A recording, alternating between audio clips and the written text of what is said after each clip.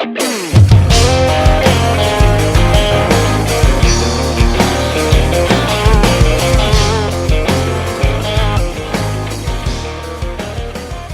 to Nothing Finer in the Land podcast. I'm your host, Rick Beach, along with Austin Island.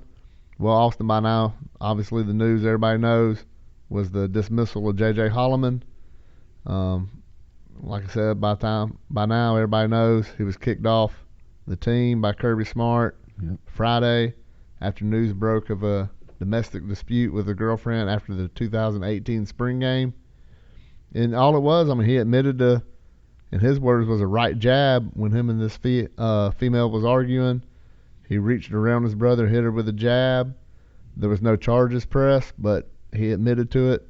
And Georgia's obviously showed zero tolerance for this. Anytime you arguing with a female, put your hands on a female, they ain't gonna play it. Yeah.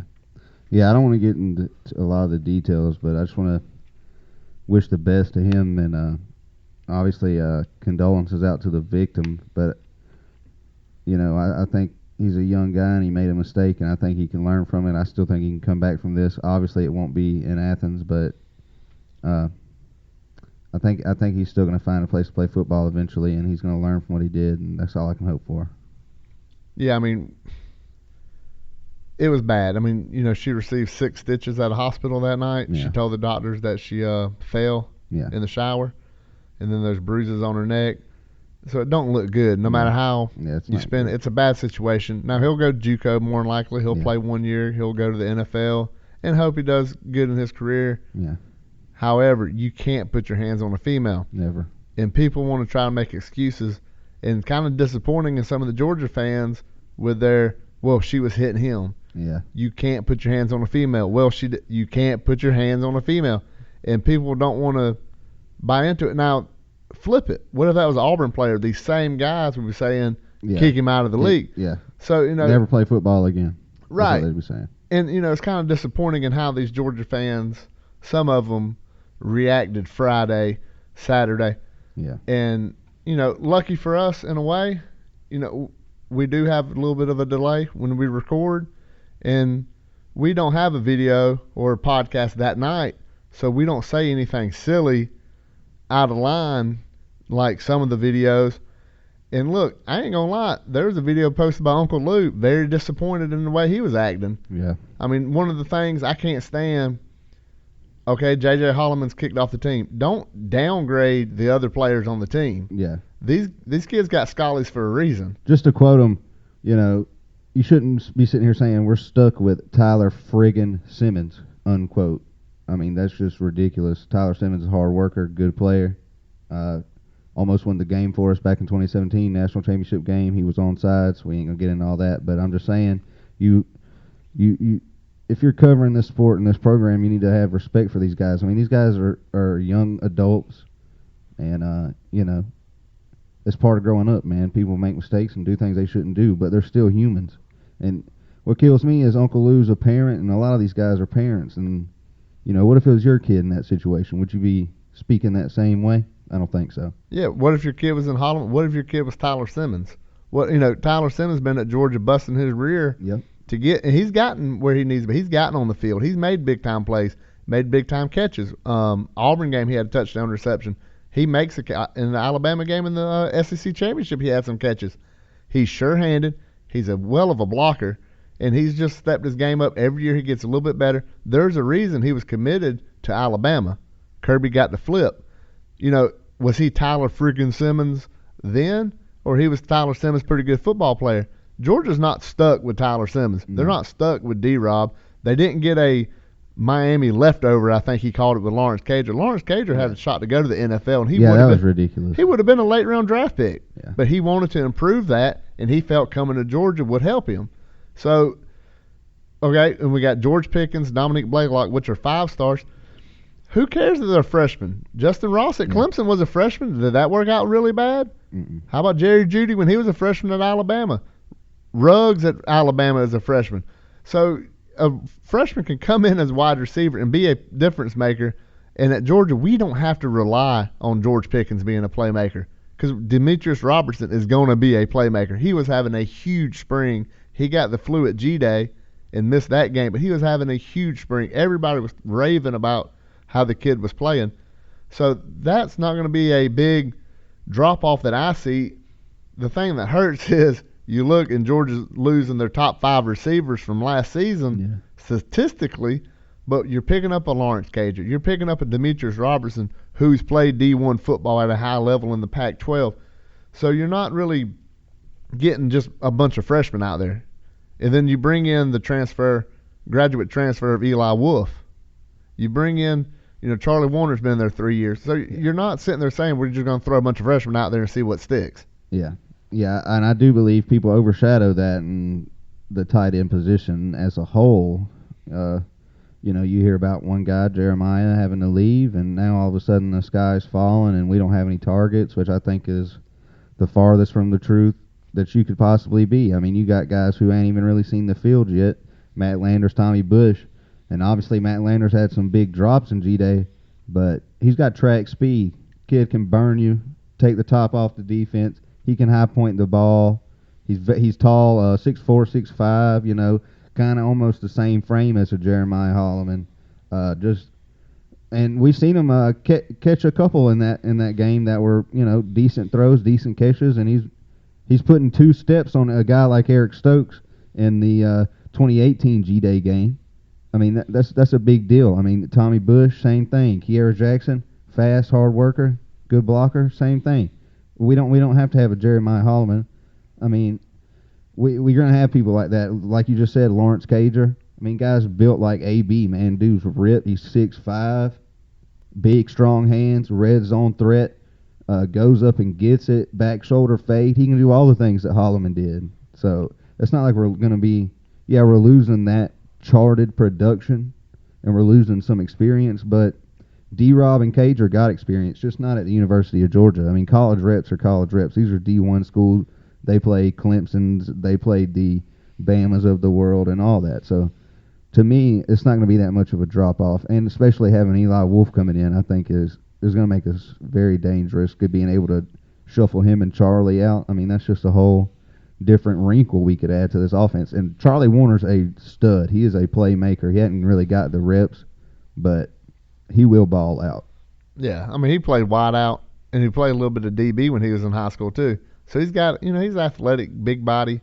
He can do a standing front flip and all that stuff. So, I mean, he's an athlete. That's what it boils down to. And really, a lot of people, and I hate to say it, piling on some of these Georgia fans, the Georgia fans with, you got a new offensive coordinator and you got, your top 5 receivers gone. James Coley is a voice that Fromm's very familiar with. Quarterback coach last year. Wide receivers coach the year before, involved in the passing game coordination the year before that, in Fromm's freshman year. So it's a familiar voice, going to be a familiar schemes. Yeah. The lingo's the same. And the receivers, Pickens and Blaylock come in this summer, and Cager, but all the other guys, Simmons and Robertson, Landers and Bush and Jackson, they've thrown together since last year. And some of the guys the year before that, Fromm's familiar with these guys. These ain't brand new guys. And also, what's Georgia's bread and butter? You got the best offensive line in college football and the best running backs in the league, or as far as Swift, the best running back in the league. And, still a question mark what we're going to get out of Zamir. Yeah. We'd like to think we're going to get this stud. But, you don't know exactly what you're going to get with him. But we know Harion's going to be bringing the wood. Yeah, Harion's and we know what Swift is going to be doing. And so that's going to be our bread and butter. Yeah, definitely. I feel that, and I feel like we're just going to keep mashing. I mean, just because the faces and the names change in those coordinator positions, that don't mean our scheme's going to change. I think Kirby's been a whole lot about consistency throughout this thing, and the defense has kind of remained the same throughout Mel Tucker leaving, and I expect the offense to do the same thing, except for what we've heard the players say throughout spring, that they are going to spread it out more, and I think they're going to be just more comfortable with that now that Jake Fromm's in his 3rd year as well. Yeah, we're going to spread it out, but at the same time, the big thing with Georgia, we're still going to hit you in the mouth. Yeah. We're going to run it right at you. Yeah. We're going to tell you we're running it, and we're going to run it, and we're going to get positive yards out of it. There's nothing you can do about it. And that's what Georgia football's all about. Yeah. Hey, we're running it, halfback dive, and we got a good enough line to make a hole. We got a good enough running back to hit it. Yeah. And another thing, you got Swift and Harrion, who are excellent pass catchers out the backfield too. So you're looking at more opportunities for production there. I mean, you could see DeAndre Swift possibly have 1,200 yards rushing, 800 yards receiving before this is all over with. I mean, it is a possibility. You get this offensive line out in front of him, hit him on the screen. Yeah. What are you going to do? I mean, big athletic offensive line like we have. Well, I was thinking about this things when this happened with Holloman. You know, the day it came out, the day he got released. I mean, the news came out that the incident happened, that he was, he admitted to it. Mm-hmm. Georgia released him. And I was thinking about how our buddy down in Gainesville, his history with domestic violence and players. Mm-hmm. When he was at Mississippi State, he had Jeffrey Simmons, the big 5-star, best recruit Mississippi State ever had. And there's the video came out of Jeffrey Simmons punching a woman in the middle of the road. And it was on video. And I think he got like a 1-game suspension. Mm-hmm. And then they pulled a number that was in retirement, that a player, Nick Bell, died with cancer. And they gave Jeffrey Simmons the honor of wearing that number, I guess because he shows great integrity as a person. And then, this is the second time Kirby's had to deal with this. We had Deontay Demery a couple years ago was a commit. He came to G-Day. He was going to enroll that summer. He got I think his girlfriend got in a fight at the Waffle House. Yeah. That's never good when you're at the Waffle House getting in a fight with a female. The next day, that was like 4 a.m., later that day, Georgia pulled his letter of intent. Yeah. Georgia has a zero tolerance for this. Yeah. Kirby has a zero tolerance for it. Well, I don't expect anything different from a disciple of the Urban Meyer tree to take a moral stand for anything, honestly. And I think, for Georgia, as a Georgia fan, I'm sure you agree with this, I'd rather have a school that says, this is the standards. Whether you're Jeremiah Holloman, a returning starter, leading receiver coming back, or if you're, Demery, a recruit that's never stepped on campus, you are not going to put your hands on a female. Yeah. If you do, you're gone, no matter who you are. Yeah. They talk about the Georgia standard. There is a standard at the University of Georgia, and clearly they don't play favorites with it. If you don't meet that standard, you go. As a parent, I wouldn't mind my kid going to a place that does that. Yeah. Well, you want somebody to hold your kid up to a standard that you would hold them up to when you're not around to be able to do that. It's accountability. Yeah. That is a big word for, these kids got to learn. You got to learn accountability. It's not, if you mess up, you get 100 second chances. You don't. No, you don't. There's some things you don't get a second chance on. Okay, a failed drug test, you get a second chance. You smoke pot. Okay, you do your little suspension. Don't do it again. You put your hands on a female, goodbye. Yeah, it should be over with. But you see a lot of, especially in the league, with guys getting away with stuff like that, and not getting away, but they wiggle their way back in after a couple games. I.e. Reuben Foster and Ezekiel Elliott and Greg Hardy when he had his incidents. Yeah, it's sad to see because now these kids are watching these pro guys and they see, oh man, this guy got away with this stuff. Why can't I possibly, But I don't think it should be like that, and I think that's why I'm glad Kirby's took the rock hard stance on this. Yeah, I mean, you have to. I think this is something you have to.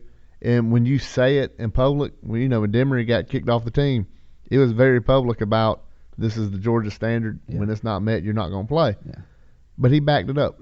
JJ Holloman is a big-time player. Big time. And, what's really sad about the whole situation, he's one of the most likable players. Yeah.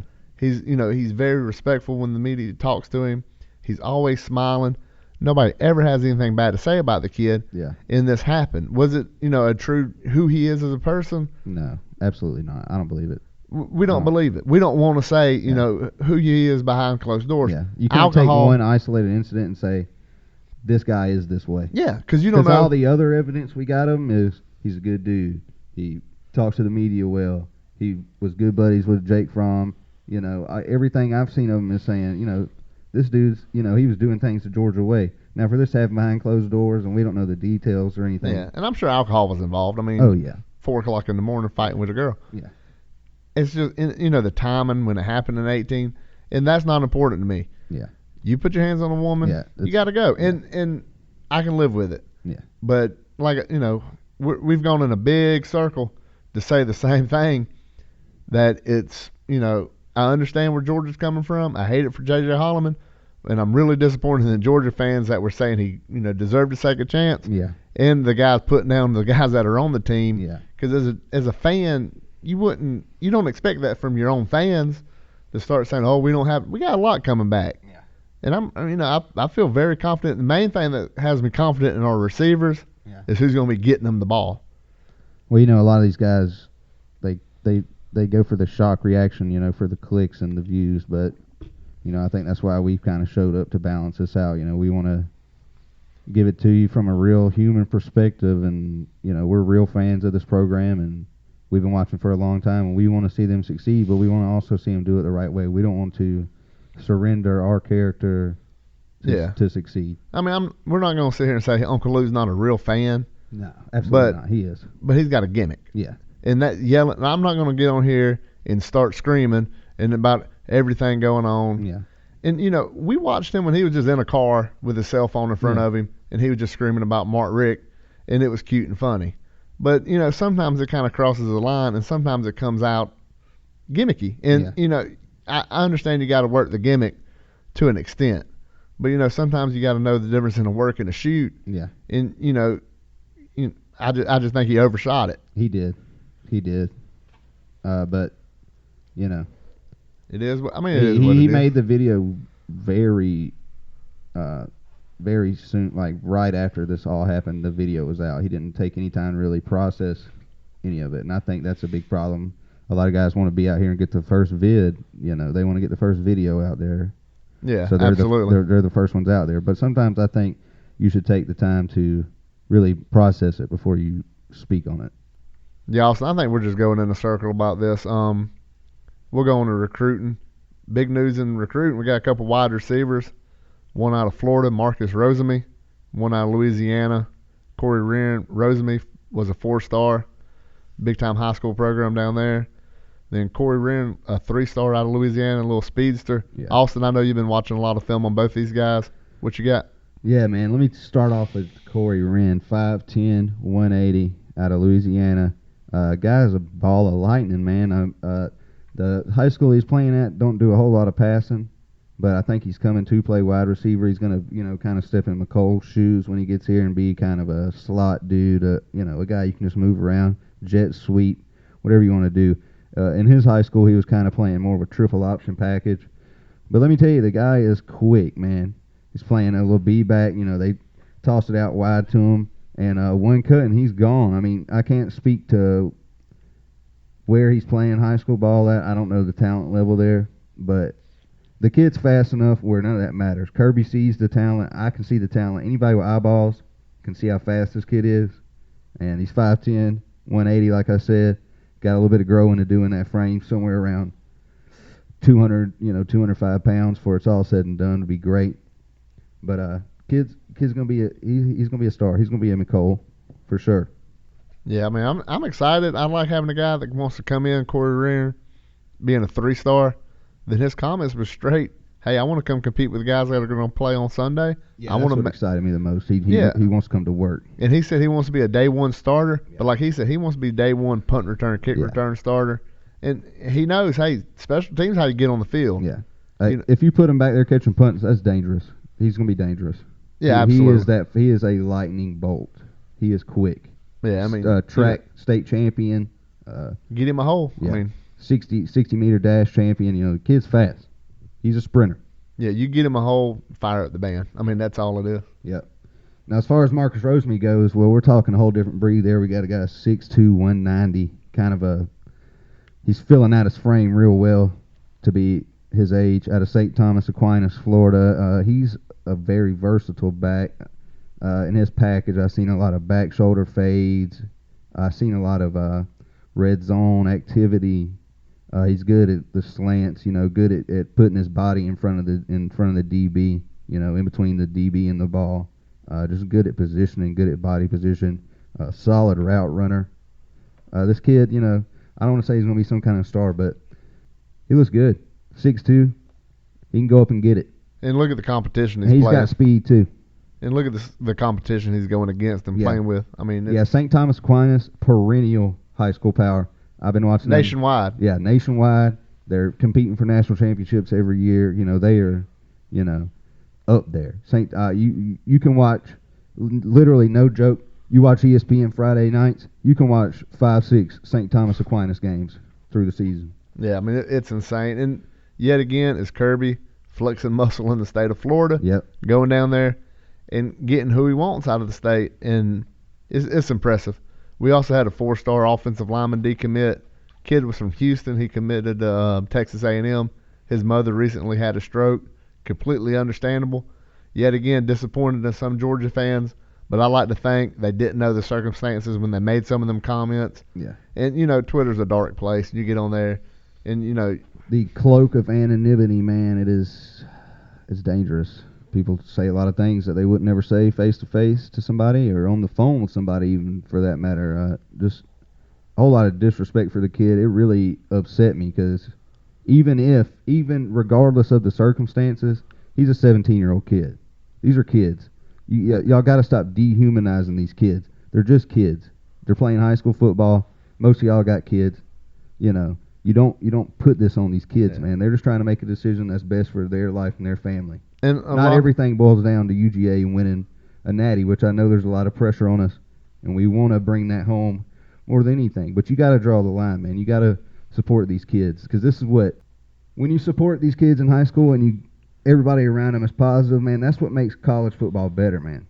You understand what I'm saying? Because yeah, absolutely. When you have that vibe and everybody's behind you and playing it means something, and when you got a fan base that'll say, okay, well, you're not going here. Best of luck to you. That is a good look for other recruits who might want to come here. For parents who are looking at Twitters every day and they're saying, man, these Georgia fans, man, they are off the chain.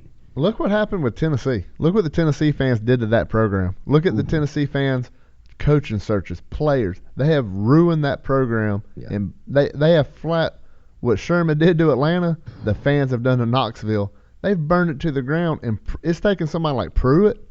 And I'm a Pruitt mark. He's gonna get Tennessee back going. Now the only thing that's gonna derail that is him leaving for somewhere else because he'll get tired of the Tennessee fans. And it's crazy. And I don't want Georgia fans to turn into that. No, and that's our biggest not fear but worry is that some of these fans just go over the line. Yeah. A dude's mom had a stroke and he wants to stay closer to home. He gets an offer from Texas A&M an hour from the house. Take it. What if he comes in, the Georgia has to do like Luke Ford, then he has to sit out, and he's wasted these, it's just asinine situations. Yeah. But like I said, Twitter's a dark, dark place. If you want to follow me on Twitter, at RickBeach5. Austin, what you got on your Twitter? Yeah, follow me at Austin93, Austin Allen 93, I'm sorry. Yeah, I mean, we're on there, and there's a lot of good stuff on Twitter. It's a lot of good news information from legit media people. You get a lot of good info from fans. Yeah. And yes, it is very, very rare you see these, these crazy folks come in there for Georgia fans, and it's disappointing when you see these things from Georgia fans. Yeah, it's very much the minority, especially with Georgia fans, and it's very disappointing when people you don't expect to do it. That's why we were talking about Uncle Lou earlier. You don't expect that from him. And he is a shock and awe kind of guy. He just wants hits. That's all he's trying to get. Into screaming under the mic. Yeah. It's all a gimmick. And I'm tired of it personally. And he gets a lot of licks on YouTube and his Facebook and all that. And hey, we don't get that many. Yeah. But we're trying to get there. And I'm not going to get there with this show by trying to go over the top on things. I will not lower myself down to being a screaming shock and awe guy, because that's not who I am. And, I feel the program at UGA is worth more than that to me. Exactly. I'm not going to scream about something that happened. I'll get mad. I'll get mad at games and screaming, but I'm not going to go in here and scream at a freaking 18-year-old kid. Yeah. Well, it's basically like this. We're fans of the program, but we're also human. And I feel like to be a good fan, you should hold yourself to the same standard that the team holds themselves to, because that to me is important. For everybody to be on the same wavelength and say, we're family, we do this together. And I think that's a lot of what's happening at Clemson right now. Is Dabo's got everybody involved, and he's got everybody, fan, reporter, coaches, players, they're all meeting his standard. And it took time. It takes time. And that's but Georgia was already so close to that with Mark Richt, and I feel like lately people have been just so bloodthirsty for the success that they're taking a step back in their own character, and I don't like to see that. Yeah, it's crazy. I think if everybody just, like you said, Rick had us close. We didn't have to as far to go as Dabo did after Tommy Bowden. Right. But I think, like I said, kids are just, these guys come out here with these crazy videos and crazy comments, shock factor, and it's just silly. And I think Georgia's not a silly thing, something. You don't need to do that to talk about Georgia football. No. And we are close. Everybody knows how close we are. Mm-hmm. Mark Richt had us close. Yeah. In 2015, we were so close. We was favored to beat Alabama. Didn't work out. It didn't work out. It didn't. We were talking earlier in 2013 how good that LSU game was, how good that South Carolina game was, how good the game was with Clemson that we lost. We went Even the prayer at Jordan Hare. Yeah, that was the top 10, a team that went on to play for a national championship. Yeah. We competed with everybody that year, and what did we get to show for it? A Gator Bowl loss. Yeah. That was Mark Richt football. Yeah. And you know who I think is very, very similar to Mark Richt, Austin? Oh, who you got? Dan Mullen. I think because he recruits in the top 10. He recruits a number 9, number top 7 10 class. Mark year. Richt could do that. Yeah. That's not good when other teams in your conference are 1, 3, 5, and that's where we're in that top 4, top 3 every year. We're going to be in the top 3 again this year. So Florida being in the top 10 don't matter. Yeah. We're still bringing in better players than they're bringing in. Well, I'd like to say, something that's pretty obvious right now and never been so much of a disparity between 1, 2, and 3 and the rest of the country. It's the rich are getting richer right now, which is Bama, Clemson, Georgia, and the gap isn't closing. I'll tell you that. No, I don't even think Florida's got a 5-star on the board for 2020. they're not going to get one. And I don't. And also, I'd like to talk about the composite score, because to me, I'm just wondering how Florida is hanging around in this top 10 composite rankings with no 5-star players and one decommit a week. I'm starting to lose faith in 247. I'm being completely honest. This is something that a lot of people don't talk about. There's kind of been a monopoly on the way these things are ranked, man. You got rivals, and no one really pays attention to that, and everybody thinks 24/7 is the official thing. And I use know 24/7. I mean, I'm just going to be honest. I just want to know where it's coming from. I mean, there's plenty of guys that go out here and scout recruits. I mean, ESPN got people that do it, and everybody's got people that do it. And to me, I just can't fathom how you're in the top 10 with not a single 5-star on your board. And even if you got top targets, most of the 5-stars that was your target are already committed to somewhere else, and they're not coming to you. Well, you're talking about composite scores, and to me, that's what the big thing is. Because, I mean, you got Florida coming in at 7 right now. They're 7th best. Yeah. But they got 17 commits. Yeah. Georgia's sitting in 4th with 14 commits. So we got 3 left. So our composite, our average, is at 92.76. Yeah. They got 89.57. Yeah. So they're still creeping in the top 10 with nothing of quality. Well, they got 9 3-stars. Georgia has 1. Yeah. They have 8 4-stars. We got 10. Then we got 2 5-stars. I just think there should be a discussion about how these things are scored and ranked. And the sad part about the recruiting, like the rankings, what camp did you go to? That's going to get you more. That can get you high score. You were at the opening? Yeah. That's a big deal. Let's talk about Brian Harrion. Yeah. Remember when he was coming out, he didn't have no scores. Yeah. Because they didn't even think he was going to make the grades to get in there, but he didn't go to these camps. He didn't go to these things. No. And so you don't have to do a relatively unknown. Kirby's not looking at these camps. No. Nobody's looking at these camps, man. These camps are fun for the players, but when it really comes down to it, I want to see you on a football field under the lights. Yeah, and that's what the good coaches look for. That's what you want to see. Can you play football? Same thing with Elijah Holyfield. He ended up having a horrible NFL combine. Nobody's going to deny that. The time was awful. But we know Elijah Holyfield can play football. Yeah, put the rock in his hand on 3rd and 2. Put the rock in his hand, and you're going to watch him work. And that's all it boils down to. And he's going to get a chance to do that at Carolina, and I think he's going to take advantage of every rep he gets. Yeah. And, God, something that aggravates me is people say about Kirby developing players. Man, the one kid that I look at the most, think about where Tay Crowder would be if Mark Richt would have stayed at Georgia. Oh, my God. The dude was that running back 2-star out of Harris County. Yeah. His going to be a starting inside linebacker on one of the top 3 teams in the country, and he's playing because he knows the game. And Kirby saw something in him in 2016 when he was at running back. Said this kid might need a shot at linebacker. He studies the game well. You know he's studying the game well because every time there's a batted ball, a ball on the ground, He's on on 3 zeros close. Yeah. And that is a ball player. And that's from coaching. Yeah. That is from elite coaching. Glenn Schumann. The same thing with LeCount. Yeah. Glenn Schumann, our inside linebackers coach, he was with Kirby at Alabama. They were under Saban. They know how to develop these linebackers. Yeah. Richard LeCount, yeah. Mel Tucker was a great defensive backs coach. Look at DeAndre Baker. When we go get Charlton Warren, who is known as an elite developer. So Georgia's in great hands with coaches. We have everything in place that we've always wanted at Georgia. We have an elite head coach with elite coaching staff. So when things like the JJ Holloman things happen, Cortez Hankton can take over. Yeah, well, when somebody says, I don't think Kirby Smart develops players very well, then I just automatically dismiss whatever they got to say. Yeah, right. Because you telling me all those draft picks from Alabama wasn't getting developed by Kirby Smart? You telling me Reuben Foster didn't get developed by Kirby Smart? You telling me Drake Kirkpatrick and all these guys didn't get developed by Kirby Smart? He had his hand in the cookie jar on every one. He's defensive coordinator on the top defense for years. And, yes, he learned from Nick Saban. Yep. And he's always going to be compared to Nick Saban. Yeah. And you that's can't fine. escape that. No, and that's fine. I can live with that. Yeah. And when we do win the national championship, Alabama, you had to use Alabama. I don't care. I Yeah, don't care who we had to use. Yeah. We won it. Yeah. But he's Kirby's Georgia through and through. Yeah. Austin, I think we're going to run out of time. So yeah, we got to wrap it up. We've really we had a lot on our chest this week, and I'm glad we got to get a lot of it shoot. Twitter, we had our Twitters earlier. The show Twitter at Nothing Finer Pod. Facebook, go to facebook.com/nothingfinerintheland. There's a group.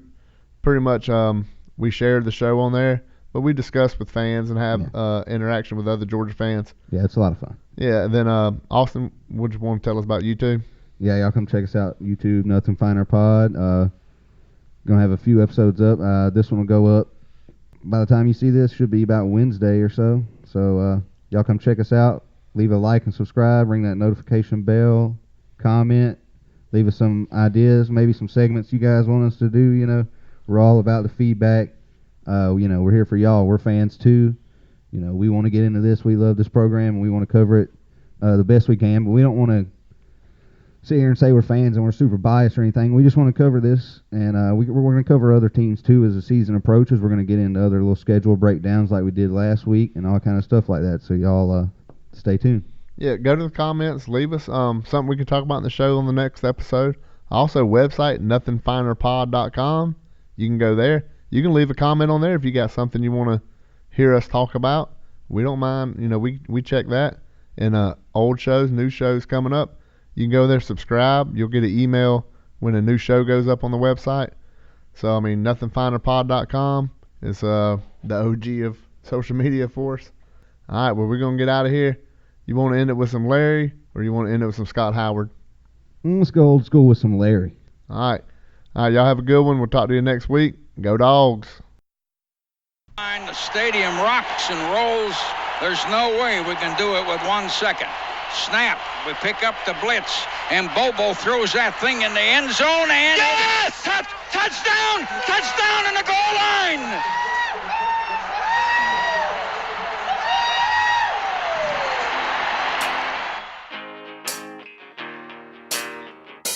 Boom!